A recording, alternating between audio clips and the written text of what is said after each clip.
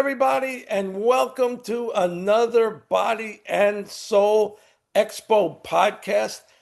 My name is Bruce Starr. I'm the host of your show and one of the producers of the event, along with my wife, Lauren.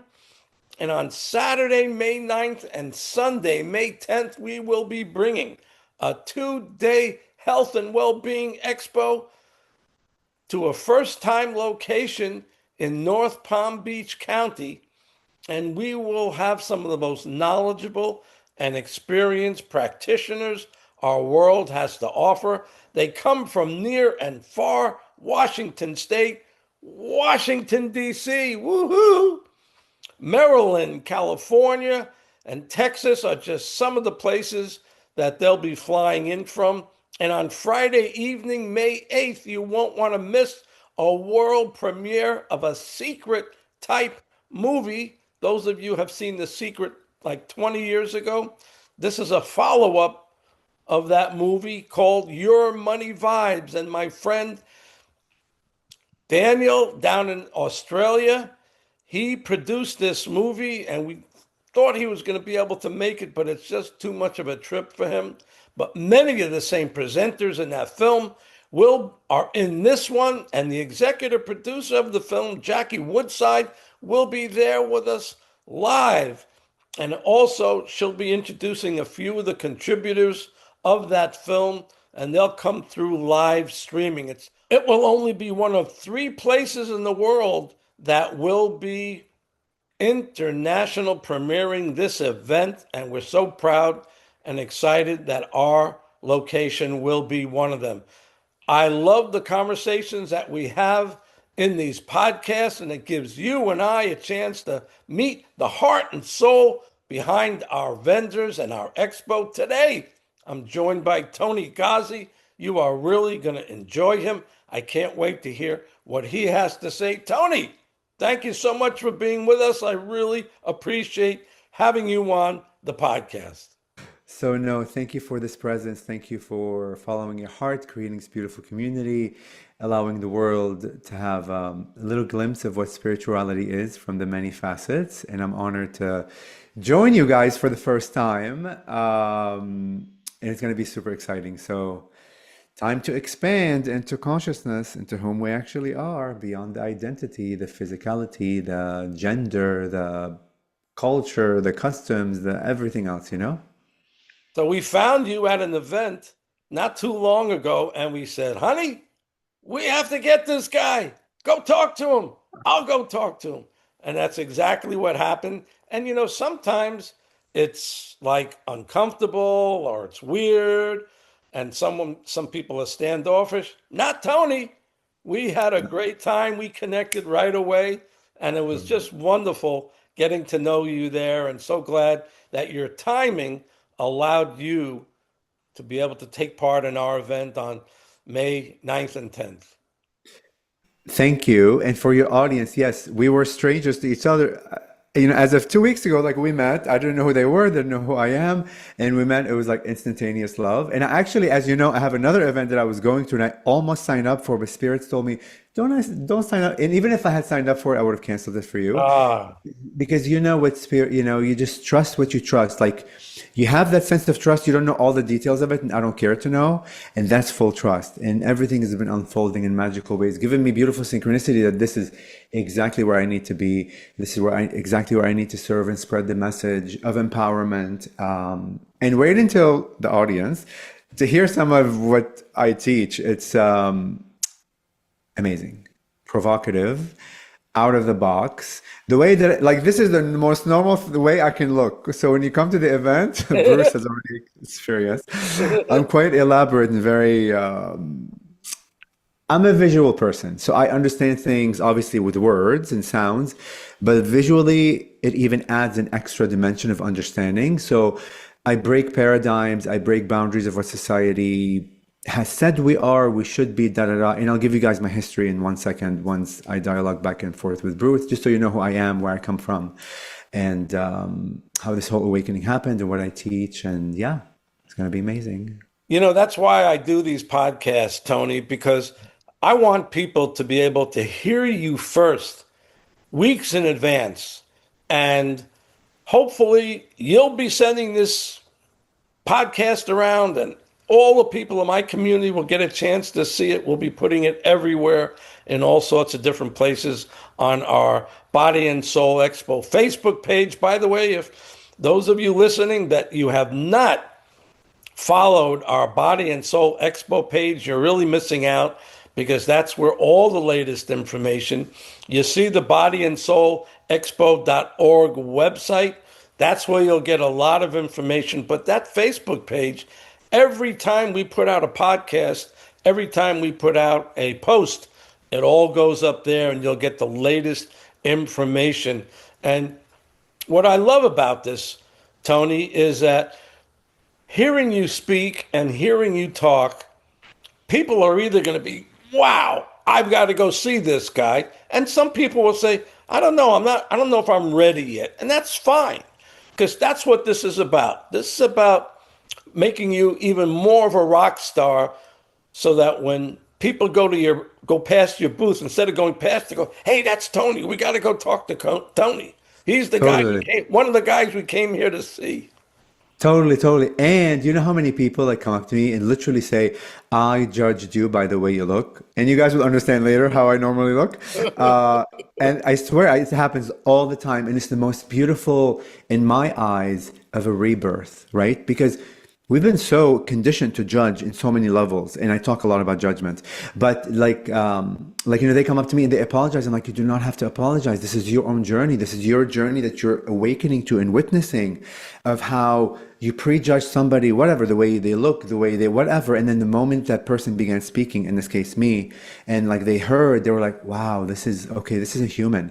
And for your audience, just as an FYI, when I began talking, began channeling and being in like spirit world, a lot of the education and the things they share is quite profound, and out there is like, wow. I mean, like some of you may say, wow, some of you are like, what the hell? Like this teaching is like not for me, and all is honored. But I always remind my people and like my audience, don't put me on any special pedestal, please. We're so conditioned in our mind, and me too, because I witnessed myself putting people on so many pedestals. Oh, he's on TV, he's this, he does that, whatever. And like somehow in my mind, they're up here and I'm down here.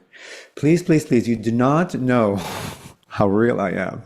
I go through every shitty day, insecurity, love loss, money issues, I don't know what else. This is like everything you go through, I go through. And I'll give you a little bit of history once I begin talking about my history, about how real I am and how I'm going to say the word broken, like none of us are really broken, but how we think we're broken based on our history.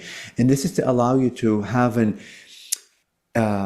invitation for yourself, that when you witness yourself, like going on through life, whatever, watching TV, like listening to somebody, you're at work, talking to your boss, that you're going to begin to notice that, oh, you're placing yourself here and that person somewhere up there. It's a great opportunity to bring everything equal. We're all equal.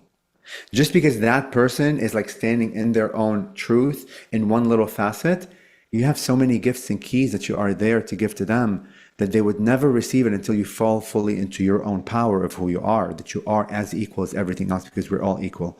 So that's a really important message that my beings that I speak with, like spiritually, and we'll get to that, that's another provocative type of being that I talk to, always speak about unconditional love and all forms of judgment that we don't realize we are judging, and the way in which we separate ourselves from the consciousness, the collective consciousness of who we are as like divine being. But the whole idea is to remember that we are all equal. We are all one. And how do you see literally unconditional love in everything? And when I say everything, I know your mind right now, as you're watching this, is hearing a limited version of what everything is. I mean, everything. How do you see love in wars? How do you see love? And my beings talk about provocative things. They don't talk about like fluffy, small, it's not small things, but like things you already comprehend. They're going to push you into the boundaries of how can I open up my heart with compassion to see love where I think love doesn't exist. That's where the real work is for all of us. And yeah, we'll get to that in a few seconds. And if anywhere needs you in the country, even in the world, it's Washington, D.C. Now, that's where you're living. And That's where I do. you're Yes, in the perfect place to help Washington, D.C. heal from all those controversial things that go on there. totally. And like Bruce, by now how many events I've done and how entrenched in like the spiritual community all over the world I am. And a lot of my spiritual friends and like community say, Washington, D.C., why are you there? It's like the darkness of the darkness. I've always loved Washington, D.C. I always loved it, not knowing why I loved it. And I'll get to my history. I'm not from the U.S., guys. I'm from Lebanon. I was born in like Lebanon, and I moved to Washington, D.C. when I was 15 years old. And now I know why I'm meant to be here. I'm meant to anchor the light that I am. I'm meant to anchor the remembrance of who I am in this town.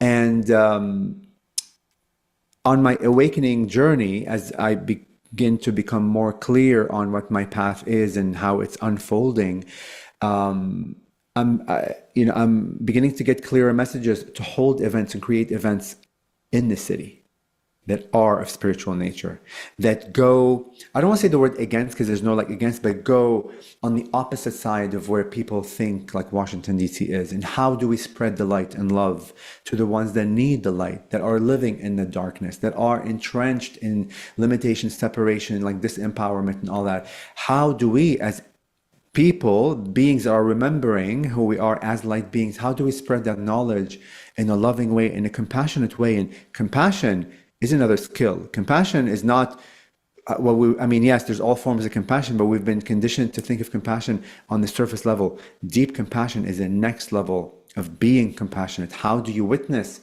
those beings that we like ridicule and that we judge, that they're bad people and this and that and awful, and oh my God, I don't know what else, and that whole story of bad and good and evil? How do we begin to open up our heart and peel the onion layer of who they are and see the humanity in them? Because people forget people are human. People forget that man that's making those decisions, whoever it is, that seems to be awful, was a boy at one point, was an infant, was this divine, like blank canvas. People forget that the story, how people grow up, like the family like that they had, what they witnessed like within the family, the whole dynamic, school, I don't know what else, where they, like all that shapes the identity of who we are. We forget the humanity and everything. So that's what I'm realizing I'm in Washington, D.C. for, and of course, beyond that, spread the message all over the planet. So, You shared with me that uh, you've been a very busy guy the last year or so. Can you share with people how many expos you've done in the last year or so? yes. So, I'll give your people a bit context in the past 5 years, and it'll be very fast. So, and I'll give you like a little bit of history, like just so it can tie in together. So I am Lebanese. I was born in Lebanon, and I moved to Washington, D.C. when I was 15 years old, speaking zero English straight into freshman high school. It's like, oh my God, mom and dad, are you serious? When I'm going through puberty, trying to understand myself, let Oh alone my being God. in a high school as a freshman, Oh my not speaking a God. lick of English. I It's knew. hard enough entering that grade if you're, not sticking out from the crowd, but goodness gracious. I mean, I was a Thor thumb everywhere you go. But anyways, you adapt. You're a child. You survive. Like we're intelligent, like humans. We may think we cannot, but we do. And I grew up Christian, so I'm Greek, Orthodox, and my parents have been in Christianity all of their life. And I believe in Mother Mary and Jesus and all kinds of Lebanese saints and all kinds of other saints all over the world, all my life until the age of 41. So I'm 40, I just turned 46 a few weeks ago. So I'm 46 years old, and like exactly when COVID hit is when my spiritual like awakening happened.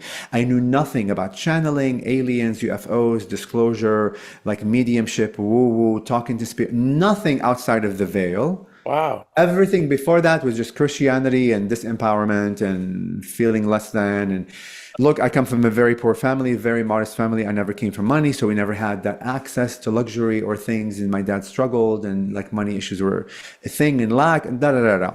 History of my story, like many can identify with, because the majority of people have gone perhaps through such a story. But when COVID came and this whole fear tactic began, and putting the mask and running and being 6 feet away and I don't know what else, my body, my consciousness, I don't know what happened. It just did not vibe. And I was here and the world was here. I'm like, this is not a world that I want to live in. I don't care what the world says. I don't believe in that, whatever. And then synchronicities happen. And I'm going to jump a few great milestones, but like just to keep this short.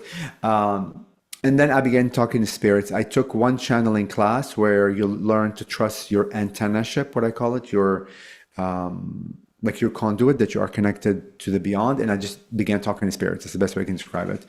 The specific beings that I speak with, and for your audience, if you're not sitting down, please do. If you're driving, keep your eyes open, hands on the wheel. I speak to the praying mantis beings, the insectoid beings. Listen, I know it sounds crazy. I know it's outside of this realm of reality. Like, what the hell? What's wrong with you? If this doesn't if this does not resonate with you, forget about that label. Because all of it is labeled like for the same energy. Jesus, Mother Mary, Krishna, Buddha, like Taoism, Islam, all the names of all the deities are all just labels of one energy. Let's just put it that way to make your mind at ease. So I began speaking to these beings, and and they began just giving me these images and information like through the channel state. Like when I channel, I have my eyes closed and I kind of leave my body. I become hyper aware of infinite realities all at once. It's like I have a billion brains all functioning at once. All can be one, and all can be the many like aspects of like one. And I'm a realtor. I sell real estate. I've been doing that for 17 years. Wow. My name is quite well known in Washington, D.C. You can Google me and see me all over the place. Not to say I'm all that, but just to say people know who I am and like what I do. But yet I also come out at the age of 42, like saying I talk to insectoid beings and I talk to aliens. So for a person who's entrenched in the business world, to also come out and say with confidence, it wasn't even confidence. I know what I know. Like you could never shake that aspect of me out of me. To begin to introduce myself also as that in the business like community, I either must have lost my mind, literally, put me in like in a mental hospital, or whatever happened to me was so visceral and real that it's part of who I am. That I stand in this world knowing that I'm everything, and like part of who I am. I'm Lebanese, I'm male, I happen to be gay, whatever. I channel spirits, I also help with real estate, and I do a lot of other things. What happened? Like, how did you manage to get from being someone that couldn't speak the language? Like, what tools did you use? I mean, I got to tell you, I don't know, you probably don't know this. My wife and I lived on a tropical island in the Western Caribbean for 9 years. Which island? Roatan. Okay. Roatan is in the Western Caribbean. Most people know the islands in the Eastern Caribbean. And I was the first and only English speaking TV and radio talk show host. And what was for 9 years, there was nobody else for 9 years that did what I did.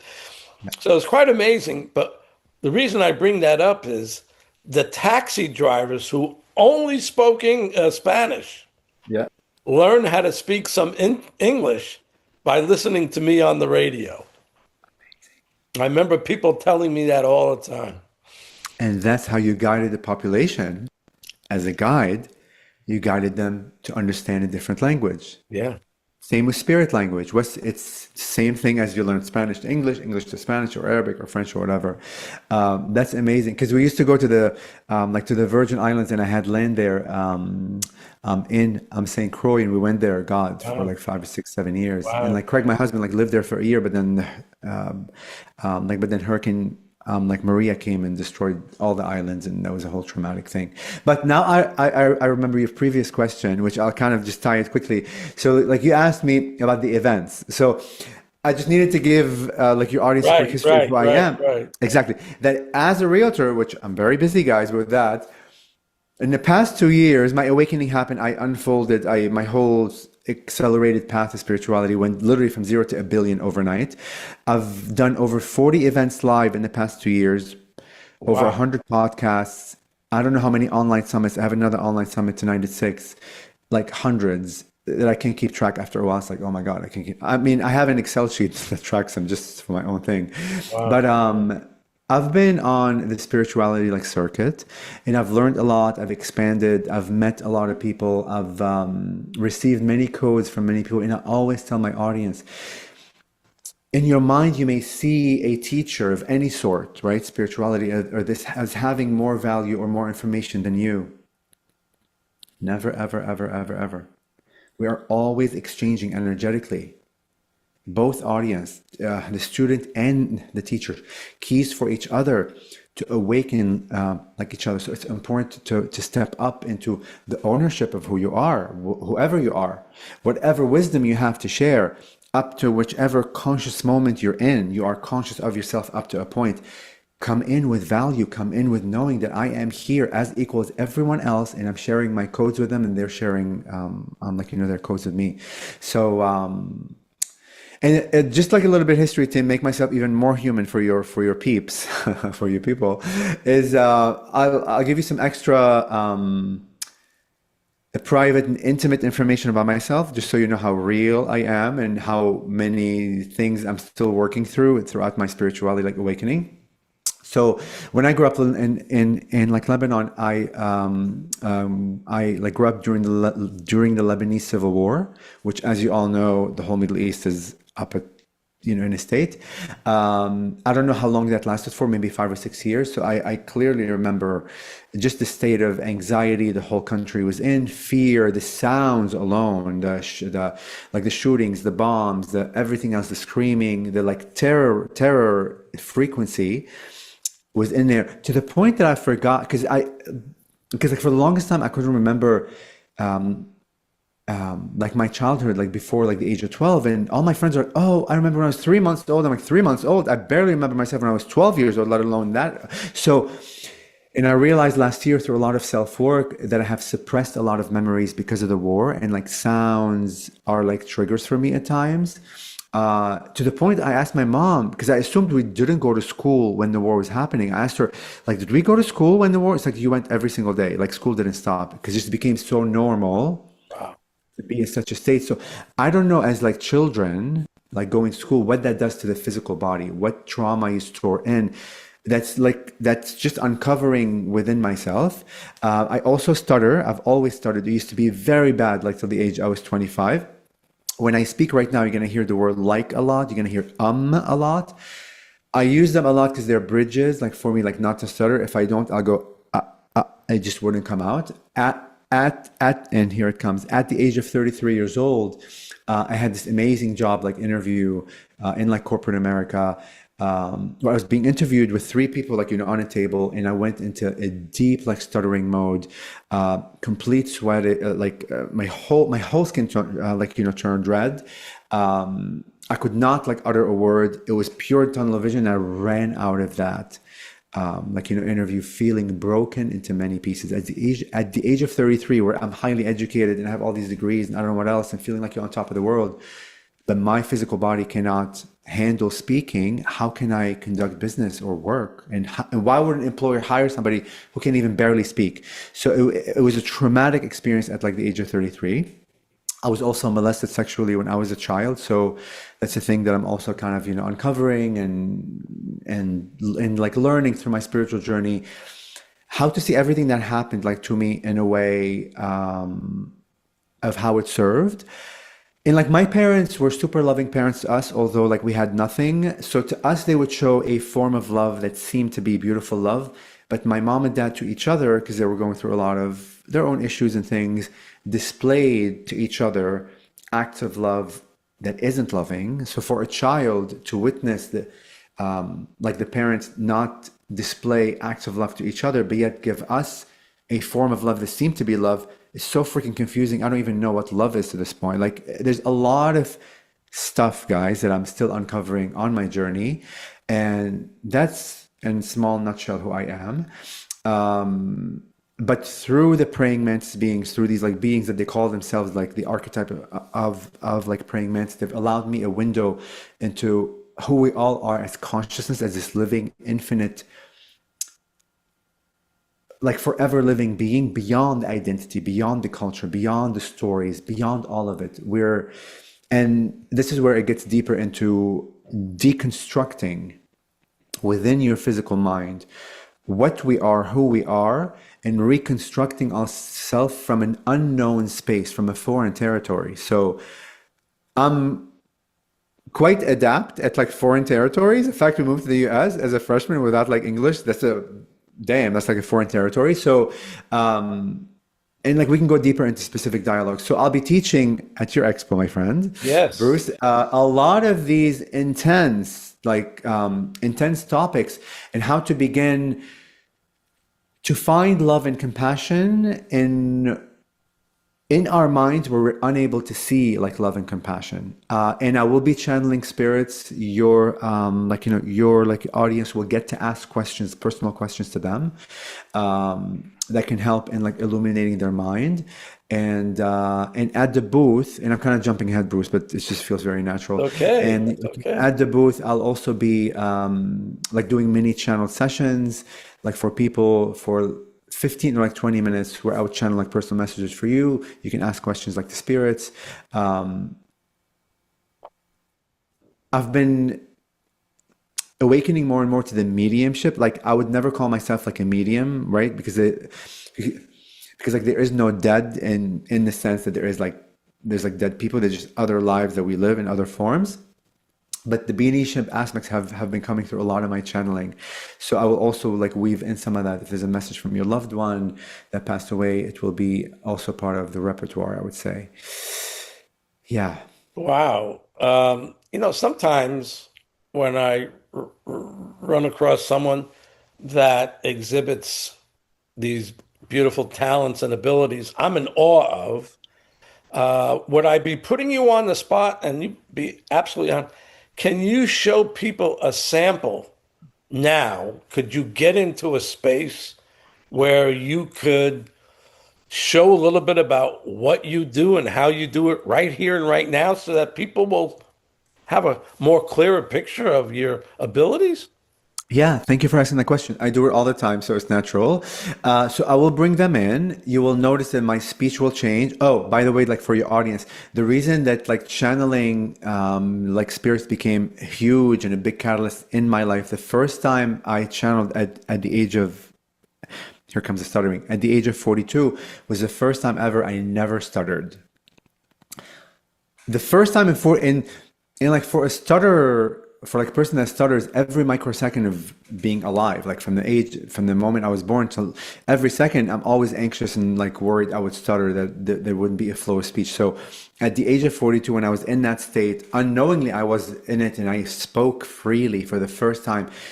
When I say you could have given me $1 billion, I would have said the freedom that I felt in that moment, that for the first time ever, my body didn't fail me. My vocal cords, my mouth, my throat was my rocket fuel to run in that direction. So you're gonna you're gonna see that I don't stutter. My voice will change. The word usage will completely change. The description in which they describe things is unbelievable. The tone, the energy. If you're intuitive, if you feel energies, you're gonna definitely feel them, no doubt.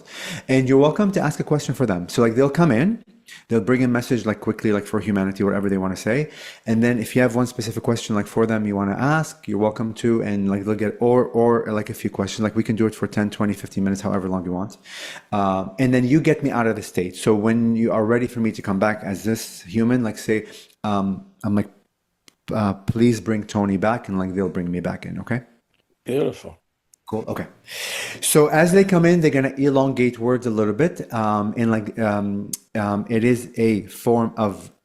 Here comes the stuttering again. It is a form of toning that they do to like elongate words, to help calibrate my system, because we're all vibrational beings, and they like calibrate your systems to begin to open your hearts really to receive like something maybe jarring, maybe new, maybe foreign. It's up to you, right? You're gonna decipher this from your own lens. Just keep your heart open. And if you're at home, close your eyes just for a few minutes. If you're driving, please keep your eyes open. Pretend your third eye is closed. It's important for you to be safe. So Beautiful, my friend. God thank you. bless. Thank you. That was a good one, I'll actually. oh, That this was was a, great. This was yeah, great. We'll yeah, find things to do that'll be, more fun like this. totally. God bless. Take care. I, I love you, Bruce. Love you. Bye bye.